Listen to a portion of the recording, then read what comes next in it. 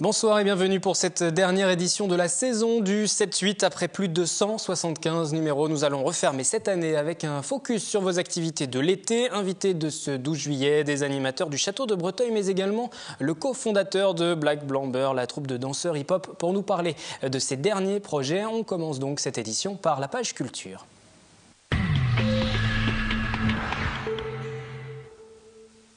Et Jean Djemat, bonsoir. Bonsoir. Vous êtes donc le cofondateur de Black Blamber, administrateur de production également. La troupe, la création remonte à 1984 et dès le début, l'objectif c'était la mixité sociale, la mixité culturelle. Et ça n'a pas changé. Aujourd'hui encore, vous développez ce type de projet. Depuis 2 ans, vous avez créé un spectacle, vous êtes en train de créer un spectacle avec des jeunes en voie de professionnalisation. Absolument. En fait, c'est un travail de nombreuses années, puisque une des particularités de notre travail, c'est d'abord notre particularité, c'est d'être des habitants de Saint-Quentin-en-Yvelines qui sont devenus artistes. Il y a eu des conditions exceptionnelles qui ont permis cette sorte de construction. Et aujourd'hui, il nous paraît fondamental de ne pas être simplement prestataire ou de sensibiliser simplement, mais d'accompagner des désirs de faire de l'art.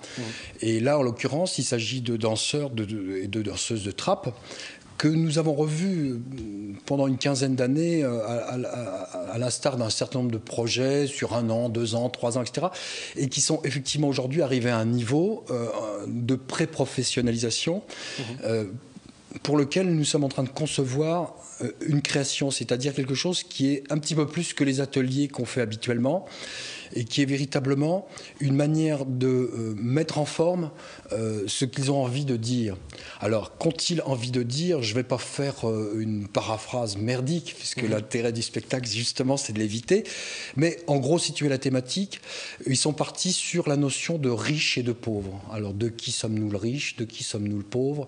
C'est vraiment tout un travail sur le paradoxe de cette notion, à une époque où, dans leur situation de jeunes entre 16 et 25 ans, dans leur situation de venir de milieux populaires ou de classe moyenne, d'une ville comme Trappes ou d'une communauté comme Saint-Quentin-en-Yvelines, leur fait se poser une multitude de questions d'avenir et parfois avoir aussi un regard, comment dirais-je, un peu jaloux, parfois un peu envieux sur ce qu'ils considèrent comme les riches. Donc nous sommes en train de fouiller la question et il y a eu de nombreuses étapes. Nous sommes maintenant dans la 2e phase. La 3e phase aura lieu l'année prochaine. Nous avons à peu près 20 minutes de matière. Ça a commencé il y a à peu près 2 ans. Ça a commencé à peu près 18 mois, disons 2 saisons.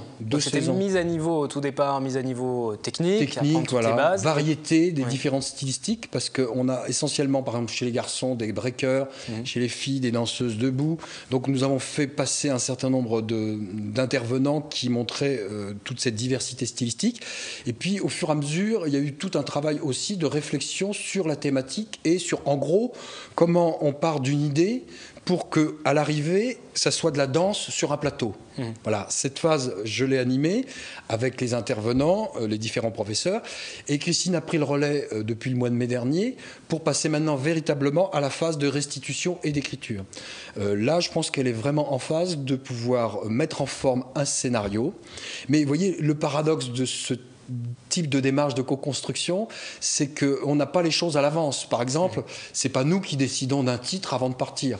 Alors, il fallait bien nommer le projet, donc moi je l'ai intitulé « Eh bien, danser maintenant ». Mais c'était une manière de m'adresser à eux, et j'espère que la réponse... Donner les clés pour qu'eux produisent quelque chose, et ils sont visiblement en bonne voie. L'idée, c'est quoi? Oui, c'est qu'ensuite ils deviennent des danseurs professionnels, vraiment? Alors, beaucoup d'entre eux sont déjà en mesure, je pense, de faire des remplacements ou de travailler en tant que professionnels, mais je pense que ça va être effectivement le parcours initiatique qui va leur ouvrir les portes, bien entendu, de notre compagnie, et j'espère de l'ensemble. Alors, le marché n'est pas le mot le plus approprié, mais enfin, en tout cas, de cet espace d'échange qui va leur permettre aussi d'aller acquérir d'autres expériences.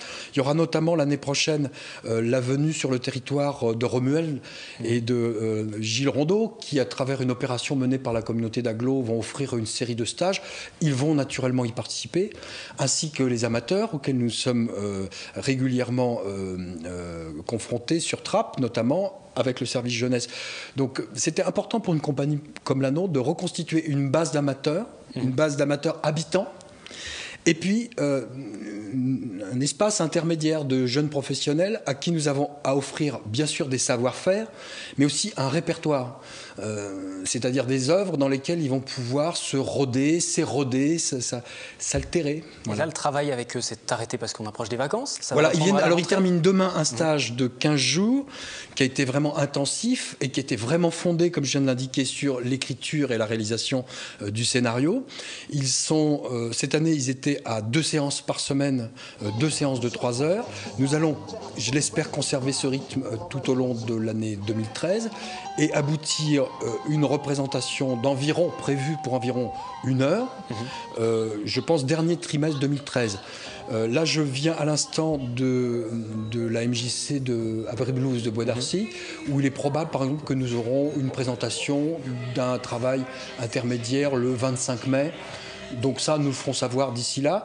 Mais l'idée, c'est quand même de profiter de notre présence départementale et régionale pour faire circuler les différents groupes avec lesquels nous travaillons, notamment Poissy, Mantes-la-Jolie, voilà, et j'en oublie. Et là, on est vraiment dans le cœur du métier de Black Blamber. Pas forcément de produire des productions professionnelles, Absolument. Des spectacles, mais vraiment de s'adresser à la population. De transmettre un savoir-faire, de transmettre un niveau, une exigence, et puis de ramener en permanence la pratique à un sens, ce qui fait peut-être la distinction entre une pratique de loisir et un art. Voilà.